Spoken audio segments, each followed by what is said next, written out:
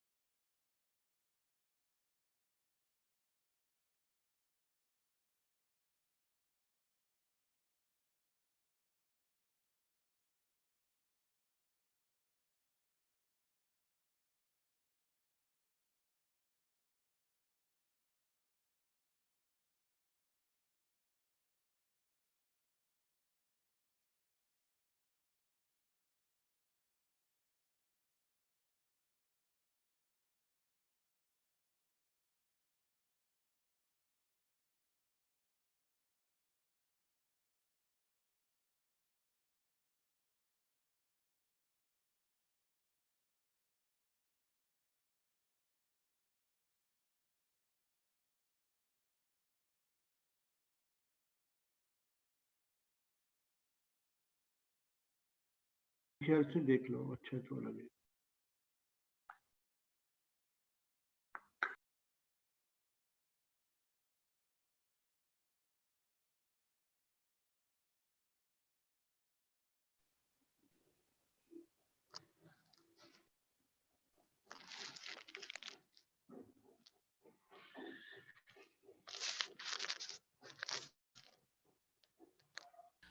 Okay guys, let's start.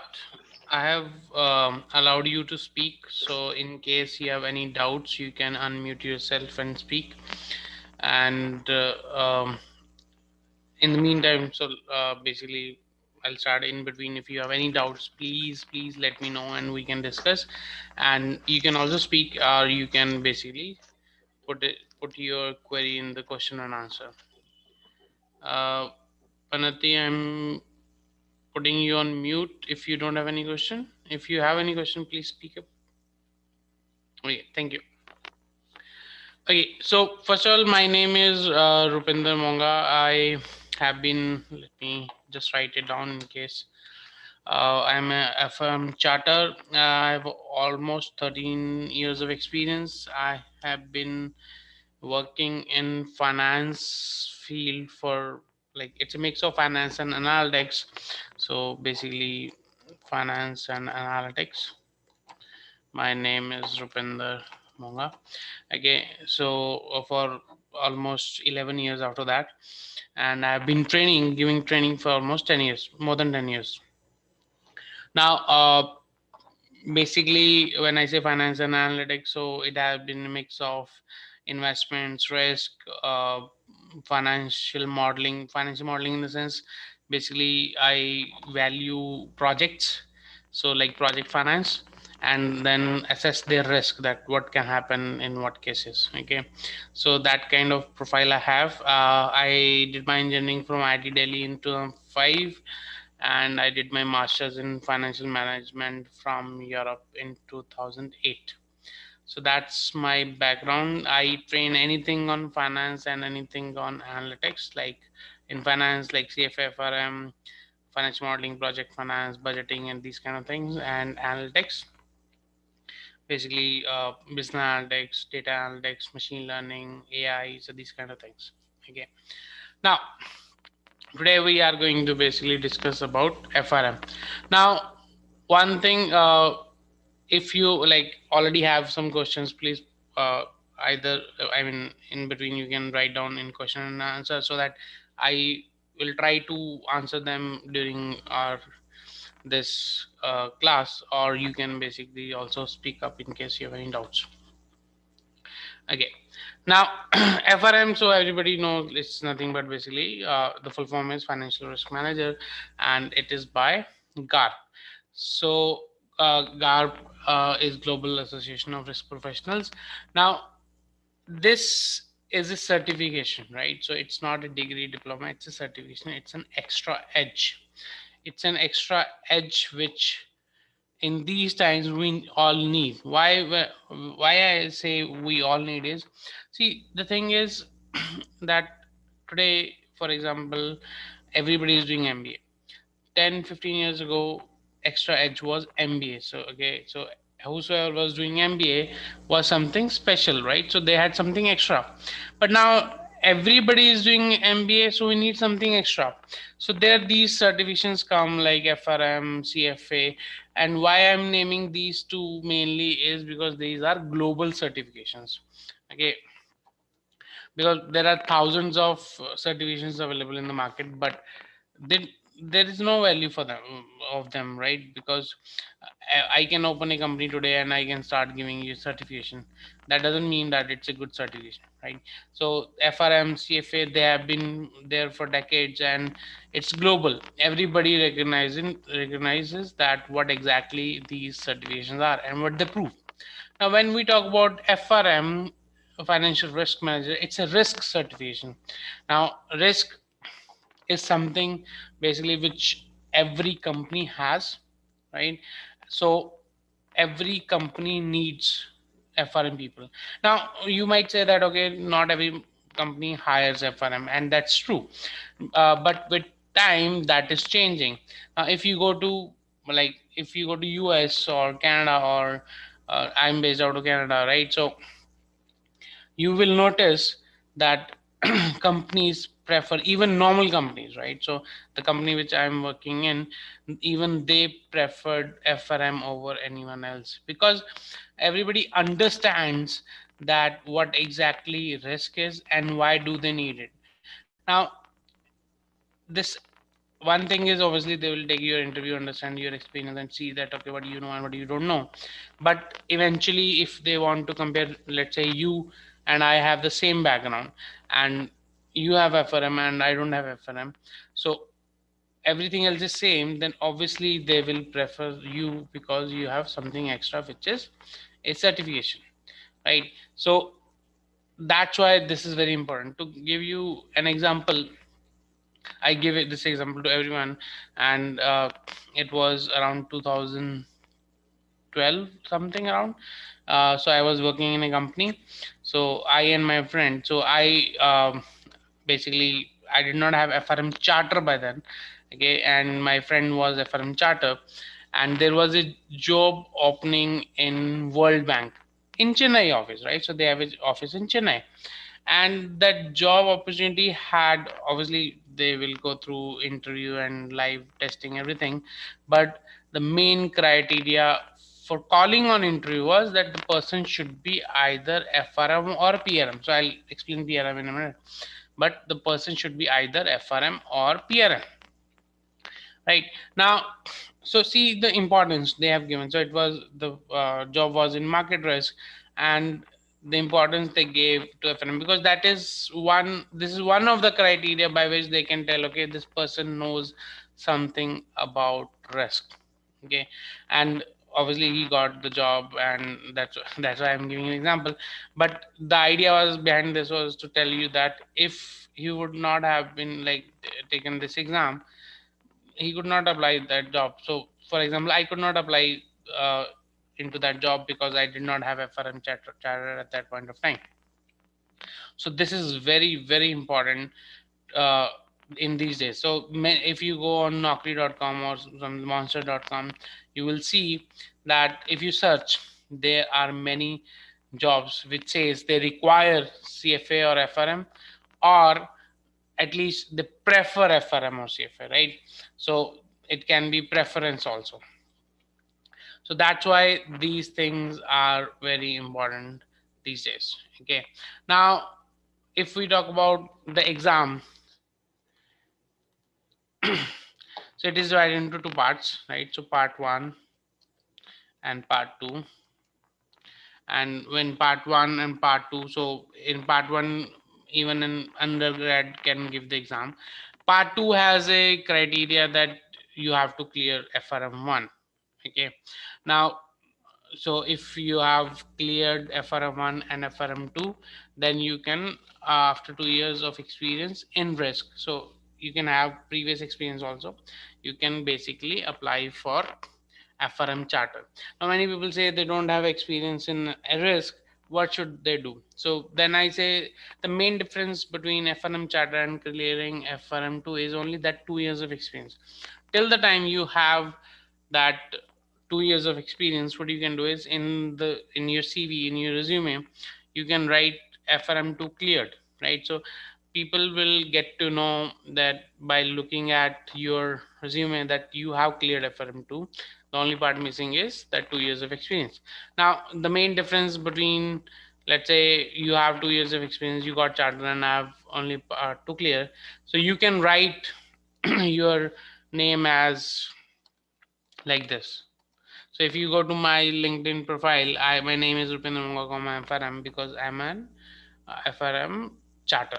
Okay, so you can write, and by just looking at the name, the recruiter can say, okay, yes, this person is FRM charter. So it basically clear things before reading the resume. That's the main difference. Okay, otherwise I mean, not much difference for, I mean, charter for the resume per se or the applying for a job sake.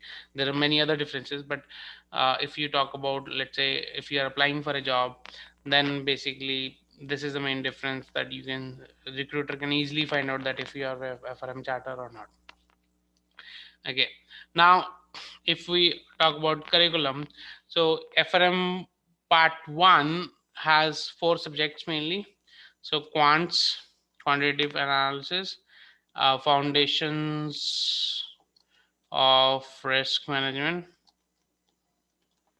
and then we have financial markets and products, and then valuation and risk models.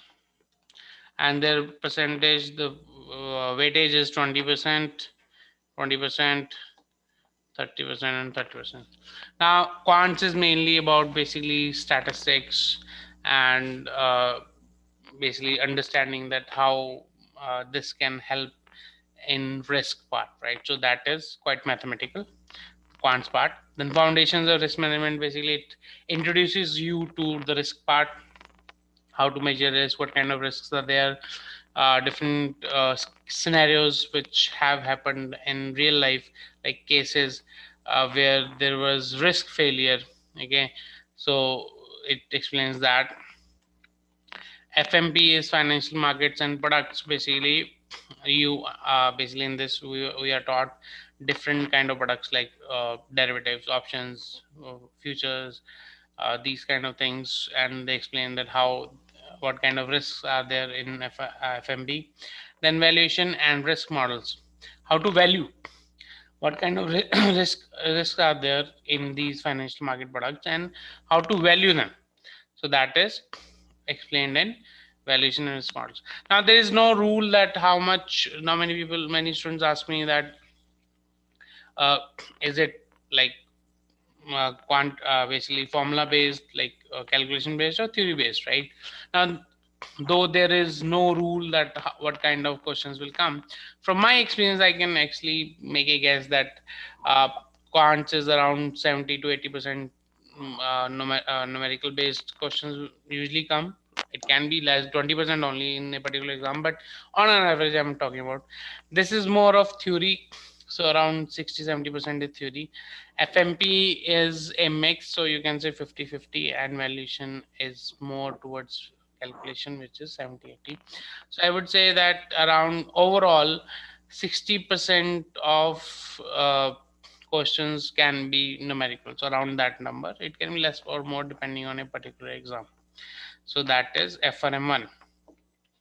FRM2 moves entirely from this part to risk part. So if you talk about part 2,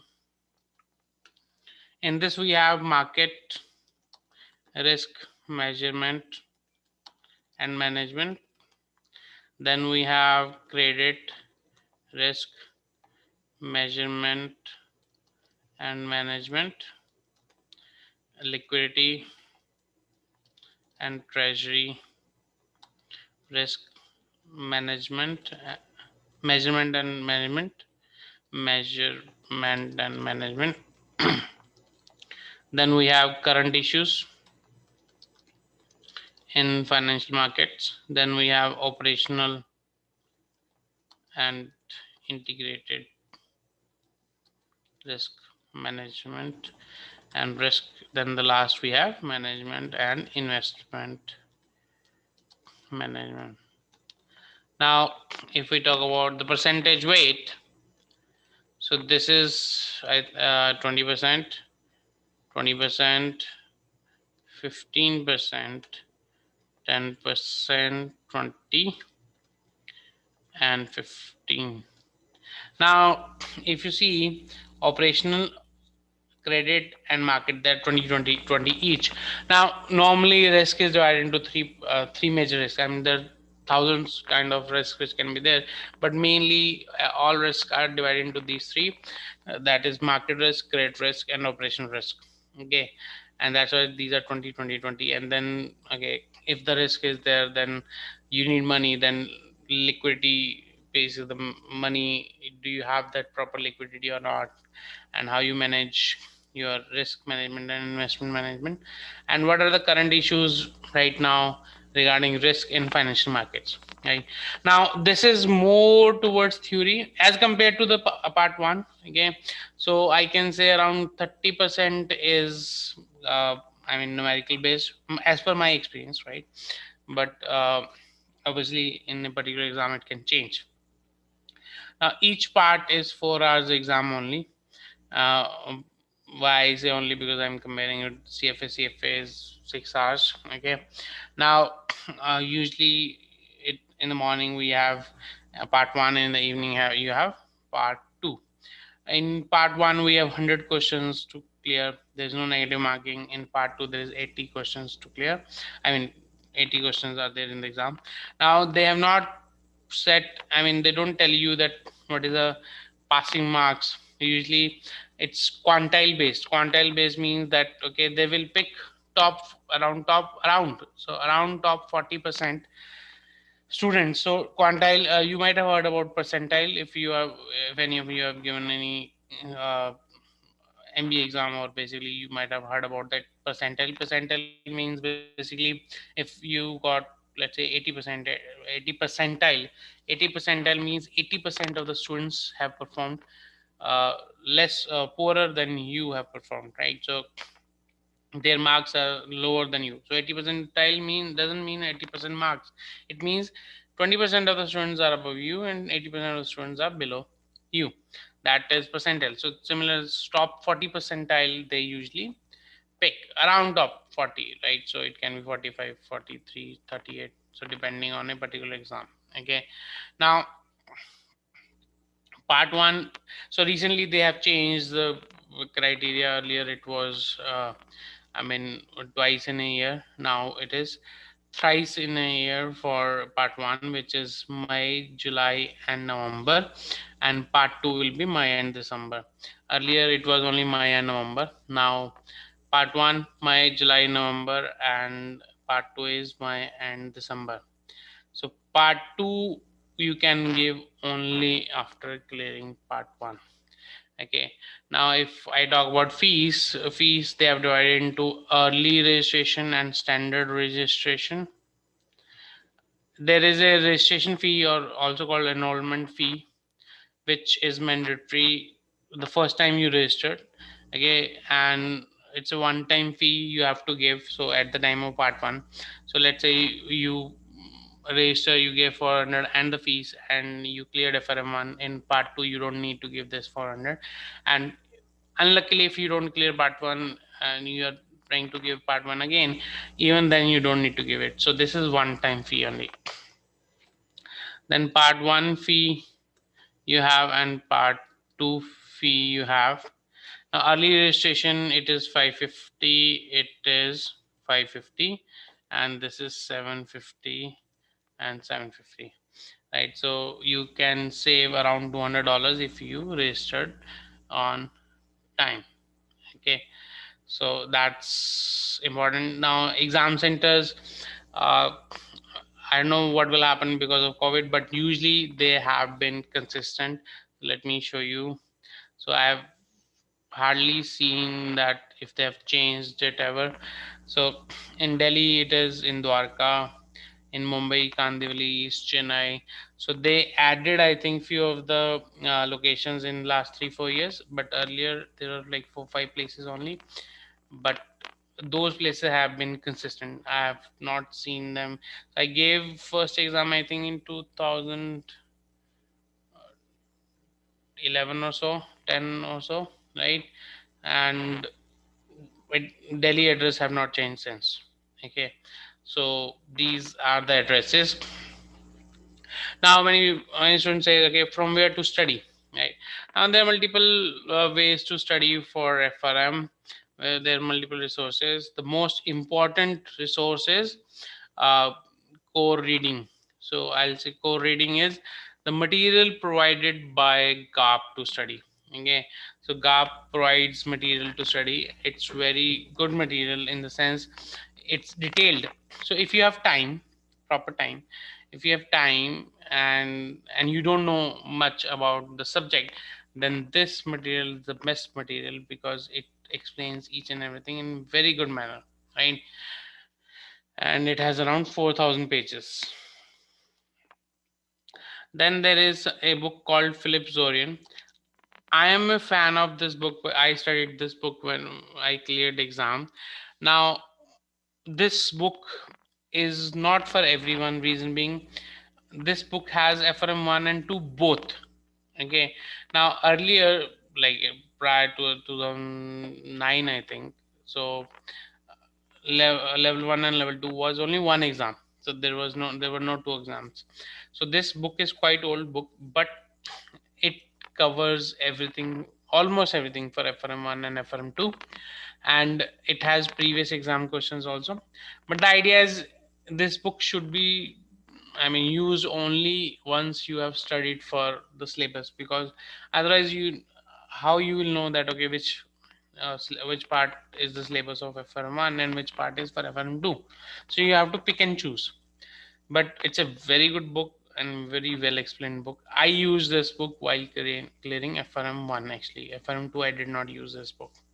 Okay, I used only GAP. And then there's another book called Options, Futures, and Other Derivatives. It is by John C. Hull. This person is, I think, a professor in University of Toronto. And if you have, now this book I refer, uh, if you are not studying for FRM but you want to understand all the financial market products in detail, then this is the best book which can be there. Okay, now there are two versions of this. One is called Indian version, and it's called international. International will have US based examples, Indian will have Indian based examples. Now if you decide, now this is just for extra knowledge. Okay, if you have time, obviously, then this book is for you. I when I studied this, I preferred international version. The reason is because I feel when you are studying for FRM, that is US based exams, so you need US based examples to properly understand, right? Now though it doesn't make any difference much because examples are similar, Indian example and US example. But if you are trying to study for US exam, then I think US version is a better choice. The theory is same, only the examples are different mainly.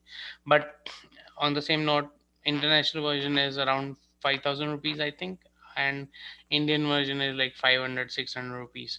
So it's totally up to you which one you want. Okay, so these things you can study for the exam.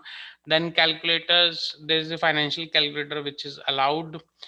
There are three calculators which are allowed. One is called HP12C and it's called Texas BA, sorry, BA2 plus, and you have Texas BA2 professional. Now I have not used this, so I will not comment that it's good or bad, but most of the students use this or this. Now these are almost same, like you can say 99% same. There are some extra features which are available in Texas BA2 professional. I'll say that, and there is I think 1,000 rupees or 1,500 rupees difference between these two. Now I had this plus I did not have professional. At the same time, uh, if I say maximum one or two questions maximum you can get which can be directly solved with professional in exam, maximum one or two questions. Okay, and but otherwise they, I mean, the only difference is here you can solve it directly, here you have to solve it indirectly. So it's not that you cannot solve that particular question with BA2 plus, it just it takes more time. So if it takes, let's say, half a minute here, it might take 2.5 minutes there, but only for one or two questions, right? So you can, I mean, if money is the constraint, then go for BA2 plus. If money is not the constraint, then you can go for professional. But these days we all have, I mean, in offices we all have computers, right? So we don't use financial calculators. If we don't use financial calculators, so these are hardly used, so it doesn't matter after the exam what you will have. For exam you can decide whichever you want, right? And if you search on YouTube also, most of the examples are given with these two, not with HP12C. Okay, now around 400,000 people have registered with FRM GAP basically over the last 10 years, and after that 375%, 300,000 are registered from Asia, mainly India and China, right? The passing rate have been for part one is on an average like 45 to 50%, and for FRM2 it is around 40%. So uh, that's the range it have been.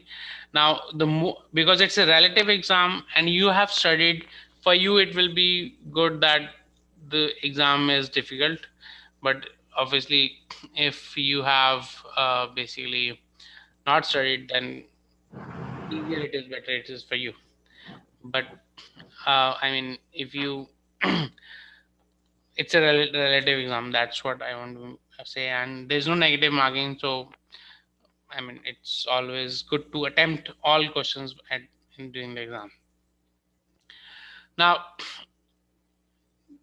as I told you earlier, that FRM, so it is required by every company to hire FRM. First of all, what is the reason, right? So there might be a person that who does not have a particular, let's say, certification and have more experience. To give an example, so in, not in my current job, but in my one of previous jobs, so there were two basically positions, right? So one was for risk and another was for project management. Now I had experience in both project management also, and in risk, project management of financial projects, right? And finance also, right? I wanted to go into the project management role because I had experience in project management along with finance, and the position was handling both. But the other person got project manage finance job, oh sorry, project management job, and I got the finance part. The reason was that person had PMP, that is a good certification for uh, project management. So that's why I'm telling you the benefit of having that edge. Even though you will have that experience, but it's difficult to prove that you have that experience, because in interview, I mean, there's 1 hour, 2 hours interview, right?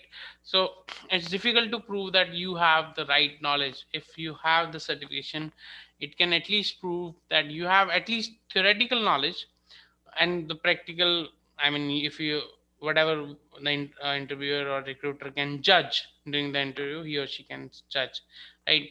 But it will give some sense of satisfaction to the recruiter that this person has certification. So I mean, that's why it's very important. And especially if your company's business is customer facing, for example, post 2008, now it was evident that the risk part is very important. So people started demanding that, okay, I mean, from ibanks, that if you don't have proper risk department settle everything and right people to handle risk, they are not going to invest through your bank, right? So banks started hiring people with FRM, so that, I mean, they were hiring, but they started actively hiring just to prove that, okay, see, we have the right people to handle, because FRM, this certificates at least tell the customer that the right people are handling your money. Now, risk is something which is not only in financial companies, it is there in every kind of company. Remember, I told you that risk is mainly divided into market, credit, and operational risk. Now, operational risk is the risk which is there in each and every kind of company. You can say auto manufacturing company has operational risk. Operational risk is which happens during operations, like machine failure or strike, these kind of things which can happen in any kind of industry. So to handle that kind of risk, you need the right person. So outside India, I mean in US, companies like uh, manufacturing companies, even they hire FRM people, right? In India, that culture is not there. I mean, multinational companies hire this thing FRM people, but not the local companies yet. But with time, everything is changing. Okay, so all the global banks, hedge funds, asset management, or insurance companies, so all these companies hire FRM people, right? Remember, I was telling you that sometimes companies ask FRM or PRM, right? So PRM is Professional Risk Manager. It is a similar exam, and there are 4 subjects.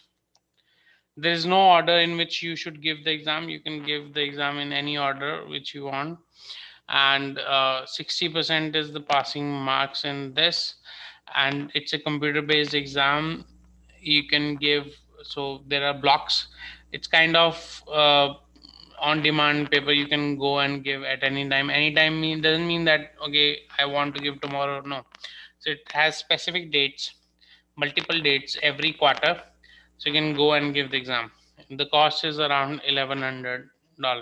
Okay, now the benefit of this is this is based out of basically Europe. This is quite famous in Europe. So if you want to go to Europe, in Europe, FRM and PRM both are, I mean, famous. Outside Europe, actually, if you talk about US, India, Canada, this side, or like Middle East, then FRM is more, I mean, famous, right? So depending on where you want to go, you can see which exam you need to give. So if your target is Europe, you can either give FRM or PRM, almost same thing. But if you want to stay in India or go to US or Canada or Middle East, then FRM is a better choice over PRM. Okay. So that is about the exam. Any doubts, guys? Anything you want to ask regarding FRM? Anything about any question? I see one hand raised. Nikhil, yes, tell me. Yes, sir. So, like, I'm pursuing BBA Finance. I'm in the third year. Okay. So, Okay. my curriculum doesn't involve a lot of quantitative Yeah. analysis, and not Yeah. and also not maths. So, from last 3 years, approx, I have not been in touch with a lot of high level maths and quantitative. So, how difficult or how feasible it will be for me? So, as I told you, I mean, if have you studied stats? Some part in part one or so? Yes, sir. I have studied a little bit of math because stat because had in 11, 12, I had PCM with economics and also a little bit in BBL as well. Yeah. So uh, the amount of stats which is there in 11th, 12th, okay, you can say that is almost 50% of 50-60% of what we have in FRM. Okay, and if anyone have studied stats in BCom, then that stats is much more than what is required for FRM. So that's what I'm saying, that it's the basic stats which is required, not much advanced. So the idea is that in case you don't have, now many people like, I don't like maths, I don't like stats, I'm afraid of stats. There's nothing to worry, right? So the first the quants part is the only one in which we have stats. In others we have normal formulas, right? We have theory, we have normal formulas, it's not maths. So just that 20% is stats. Even that, out of that 20%, 50% of that is very basic, which you might have studied in 12th class. Okay, so if you are not afraid of learning, then there's nothing to worry. But if you are afraid of learning, then obviously we should not be afraid of learning. But at the same time, if I say, if you have never studied, it's fine. If you put proper basically, if you study properly, then there's no reason that you will not be able to clear this. Okay? It's not that difficult. I have a couple of questions more. Yeah, yeah. Yeah. So, what kind of jobs we get? What is the day-to-day job of a risk analyst? Like, I know in little bit, but if you can highlight it more. So there are different kind of jobs in risk itself. Like, Okay, so sorry. So, like, yeah. is it more of a risk modeling and computing, or is it involves a front-end job like interacting with clients and kind of sales as well? So mainly it is back end job. If you are talking about FRM, purely FRM, okay, it's mainly back end job where you calculate, work with risk models, and you calculate what kind of risk your company or your product. So there are different levels of risk. Like for a particular trader, let's say bank, we talk about trader has risk. Particular department, how much risk they have. Particular branch and overall company, what kind of risk they have. Okay, so they work with numbers, everything. So that is hardcore risk job. But not everyone, like me, I am not working in hardcore, but I'm working in risk related job. So my job is obviously working with numbers, and in my case I'm also the front guy, because I need to explain to my customer that, okay, what kind of risks are there in a particular project. So it depends on the kind of job. But if you talk about hardcore job, hardcore risk job, that is purely backend and you purely work with models. But if you talk about other jobs, there can be other jobs where you are, I'm also a backend guy, I'm also a front end guy in my job, because my job includes to explain the customer that, okay, I've calculated risk part, because the customer is going to do investment. Then that investment, how it will be, I mean, implemented, and how much risk will be there, in what case. So scenario analysis, for example, in what case what will happen. So that I need to explain to the customer also. So depends purely. But if you just repeat, hardcore job, backend with models. So, if after a certain period of time, if we figure out that the pure finance and pure hardcore is not our forte, so the knowledge that we attain from the FRM and the experience, is it possible for us to switch to different roles or If you look at my profile, I have switched so many domains, but the previous work have always helped me, because risk, I mean, if you work in a particular industry, you have different kind of risk. If you go to another industry, you have different kind of risk, but you get a different way of understanding business, right? So it always helps. It's never like that, okay, I worked in pure hardcore jobs, now I will not be able to do other jobs. No, it's not like that. It's everything. So I'm not just talking about FRM. It's about any skill. So whatever you do today, whatever you learn today, it's never wasted. It's always useful. So it's always transferable, basically. Okay, thank you, sir. Okay. Yes, Mehendi. Yeah, hi Rupinder. I, So actually, currently I'm working with one of the investment bank, and I am into a kind of a risk and control only. So okay. why I've attended this is I just want to enhance my knowledge by doing this course. Okay. And currently, what I'm doing, basically, I'm into governance department, Okay. where we have to monitor the performance of operation team, Yeah. and we need to present it to client. Okay.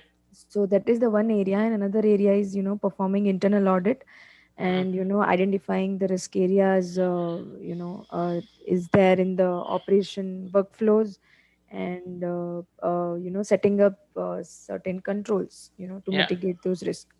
Right. So such type of work already I'm doing. So what I wanted to ask is this very much helpful for me to grow in this particular field, or is there any other course So I mean, if you plan to stay in similar profile? domain or profile, or then I think FRM is a good addition, because see, with time your role will evolve. Okay, Yes. so if you have something extra with you, that might help you Yeah. to get something extra out of that role. Because in US, I can tell you particular about US, and MNCs, many MNCs. Hmm. If you want to go like move up the ladder, you Hmm. need something extra, because let's say you and your colleague both have everything same, and one of you Hmm. have Hmm, like hmm. FRM. So obviously, I mean, I'm not saying that FRM is the only criteria. It's one of the criteria One of the criteria. that will help you. Mm-hmm. Yeah. Right. Yeah, so that's on that. And another thing is like how much preparation time is required to give the exam? Like it's six It depends months. on person to person. Okay, so Hmm. why I say person to person, it depends on what kind of experience you have, what kind of knowledge you have. Okay, so I know many people who have cleared FRM in let's say 19 days of preparation. I know many Oh, people who could not clear in 1 year also. So it depends on, I mean, person to person. Why when I say 1 year, it doesn't, I'm not scaring you off. The only thing is yeah. that if you have the knowledge, it doesn't require much in practice, because you Okay. already know everything. Okay, but if you don't have, on an average, they say three. When I say they say, because I believe in different numbers, Hmm. because I believe in what I'm capable of. Okay, Hmm. so on an average, they say 300 hours of preparation. Okay. Okay, Okay. so yeah. Okay. And in which month the exam comes? Like twice in a year, or? So now thrice in a year. Okay. Okay, so May, July, and November, and you can give the exam. Okay. And currently, I think due to COVID, I mean, are they taking the online exams, or So like you have to go it to will be center? computer based exam. It's not that you will give at your home. Okay, Hmm. it's a computer based exam, and it will remain computer based exam also after COVID. COVID also. Okay. Okay. Yeah. That's all from my Yeah, end. Thank you, Rupinder. yes, Nikhil. So like if I'm passing graduating in July 2021 next year. So Uh, after that, if I give it a time for 6 to 7 months and give it an exam in November, so it will be almost a gap year. So that if that gap year, will it affect my CV or to getting my job next year? Actually, it depends purely on how you present yourself. I personally don't believe, I mean, if somebody comes to me with a proper reason why there is a gap year, it doesn't matter to me. So actually, it is very much dependent on the person who is hiring. In most of the cases, they say, the research says that it matters negatively, actually, that okay, if you have a gap year, it's a problematic. In theory, it should not matter, that's what they say, but practically, people actually don't like those people who have gap year. Okay, so I would recommend my personal recommendation is that if you can get a job along with preparation, that will be great. But if you can't get a job, let's say, then we don't have any other option, right? But that's the view. So I mean, though it should not actually matter, but yes, if you have a along with, I mean, you should have a reason for that. That's all. Okay, sir. Okay.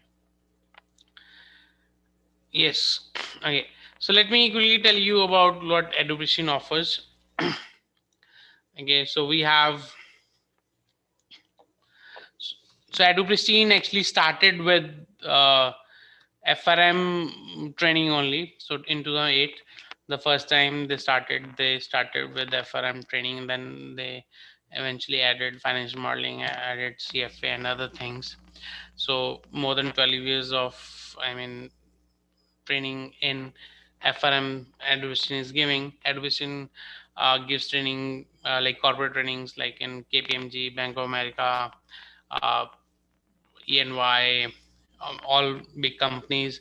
EduPristine also gives training in colleges like ID Delhi, BITS Pilani, IM, Calcutta for different trainings. Along with this training, if you go for a job, there are two things required. One is hard skills and another is soft skills. Hard skill is basically your knowledge in FRM or REST basically.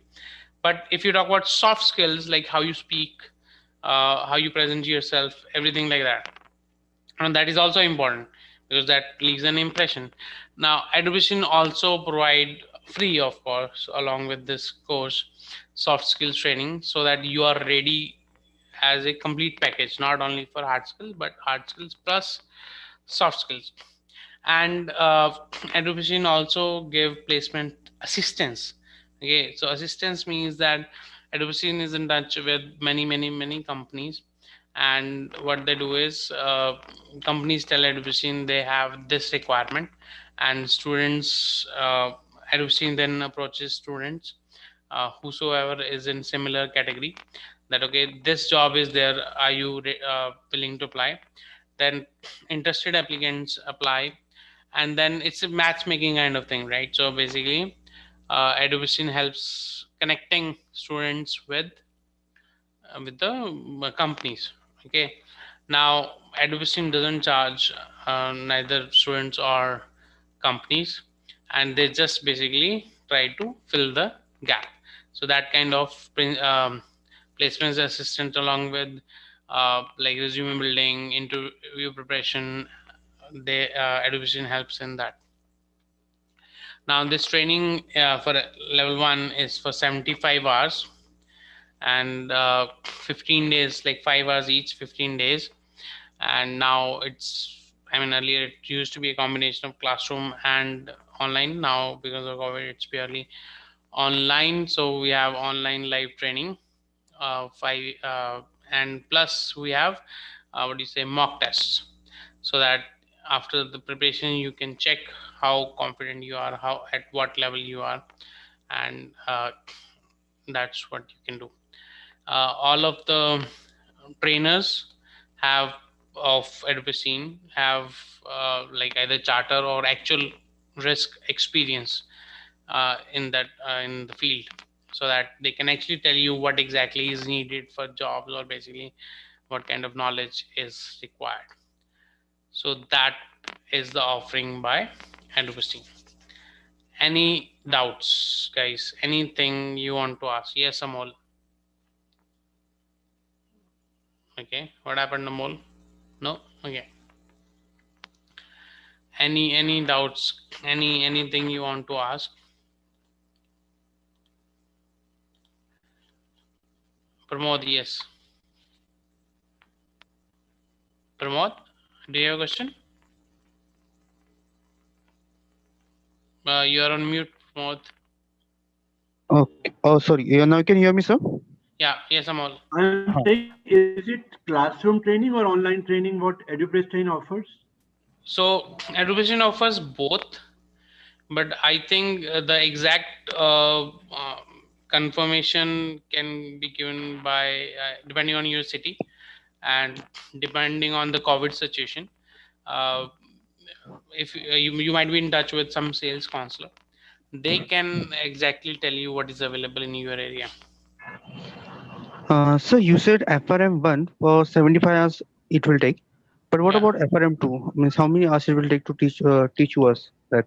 I think EduPristine does not offer FRM2 training.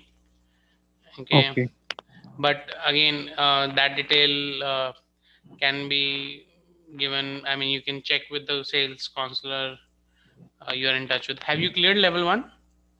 no, so I'm planning to give the FRM, but I'm not clear about what is the idea about FRM and all as well. Okay, so FRM one. So this is the training, not the amount of hours required to prepare. So this is the training. 75 hours is the training part. You need to spend like 200 to 50 hours by yourself to prepare for exam. Okay, so the Okay, same thing is for FRM2 also. So in case you take training or you don't take training, overall 300 to 400 hours of preparation is required, even in FRM2 also. okay, okay. Okay. Yes, sir. Yes, Pramod, you are on mute, Pramod. What are the charges like? I mean, for Uh, FRM1? so charges, I think, I mean, you you can check with the sales counselor. So what I will do is I'll ask Edwin to get in contact with you guys, and they can explain more about the fees and the Sure. uh, kind of training they have in your area. But online training is there definitely, but depending on the area and COVID situation, they can tell you about the classroom also. Yes, Panati. Hi, sir, I have a doubt. Yeah, It is similar to CFA also, yeah, the course. yeah. Yeah, is the difference we are paying the some of the fee, no? Once we are unable to clear the exam, Okay. we are again need to pay the amount for the exam. Yes, yes. So basically, obviously, so let's say if somehow some student is not able to clear the exam, they have to pay the exam fee again. With registration fee or without No, no, without the standard? registration fee. So registration fee is not required. So if Okay, you talk about the fees, so registration fee is registration fee is $400. You pay it once. You okay, either clear or not, that doesn't matter. You pay it once, that's all. Then the exam okay, fee depends on when you register. Okay, if you register for a particular exam, so there are dates. If you uh, okay, uh, basically register early, then the exam fee will be 550. But if you don't register early, then exam fee is 750. So depending on which exam you are giving, and when you are paying for the exam fee, that depends that how much you are paying. So this is one time fee, so 400. okay. In a year, how many times we can the opportunities like we register the options? uh, I mean you should be able to clear in the first time, but there is no limit that how many times you can give the exam. Okay, Was that your there is any period for the exam like monthly like that we need to prepare. exam is like I told you, May, July, and uh, November. Okay, so exam happens in these 3 months. So if I just Quarterly open, or half-yearly? Yeah. so 3 times a year, let me open the website for that. Okay, Okay. so this is a website. So gov, the exact option is this, right? So if you register by FRM part 1 new Okay. candidate includes your registration fee also $400 plus 550 for your exam fee, so 950, right? So if you register by January 31 for May or July exam, then you Okay. need to pay 950. 950. But after January 31, before March 31, you need to pay 1150.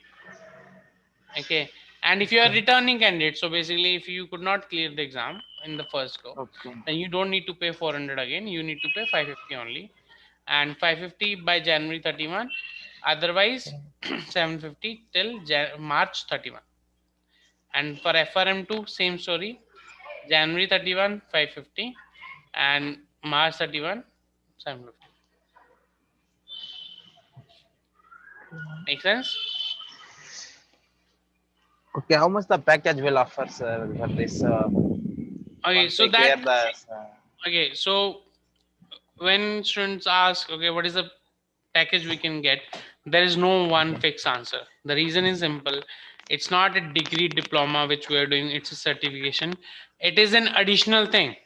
So for example, if you have done, let's say, engineering or maybe BCom, whatever you have done, let's say you are getting a package of 6 lakhs, just an example, without FRM. Then with FRM, one thing will happen, that you will have multiple opportunities. So earlier you had, let's say, 10 opportunities, now you have maybe 15 opportunities, because those 5 jobs required FRM. Okay. And then it might help you get additional over and above 6 lakhs, right? Yeah. So it depends on your other background. So if I say that, okay, if I compare you with, let's say, IM or IIT, it's not a fair comparison. So IM, IIT have a different value than FRM. But if a person has done MBA from IM, and if a person has done IM plus FRM, so plus FRM has a better value as compared to only IM. So it is apple to apple comparison you have to do. Okay, I'll give you an example, and I give this example to everyone. So it's not an example of FRM essay, it's a CFA example, but the idea applies on both. So two of my colleagues in my one of my previous organization, they joined my company at around, they did only what you say BCom, and they joined at 2.5 lakhs. Okay, at that 10 years ago around. And with, so they worked there for 2 years, and their package, both of them were around 4 lakhs. Now one person did CFA 2 clear, and the other person did not do anything.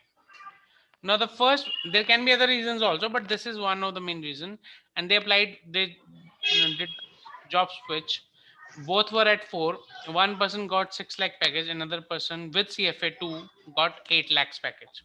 Okay, so the thing what I'm saying is simple, that it is an additional benefit.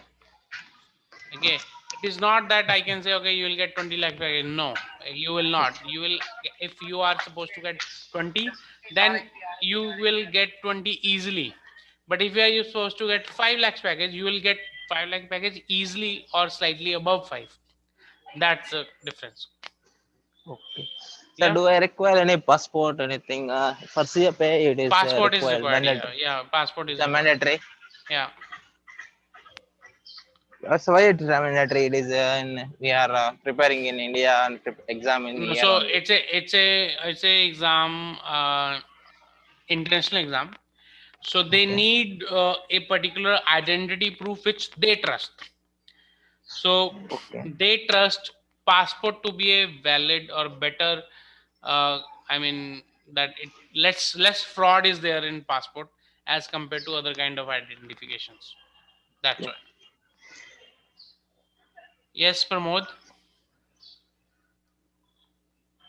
Do you have a question, Pramod? No, thanks, sir. Okay.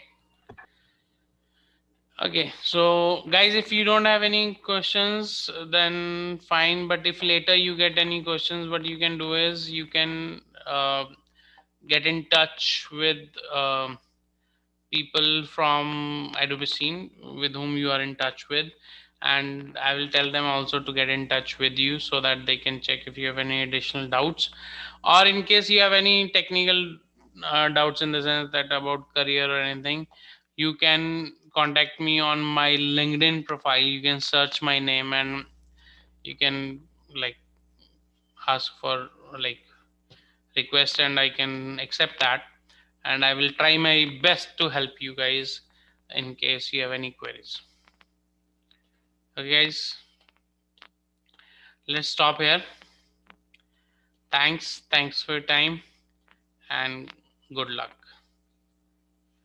Take care, guys. Thank you.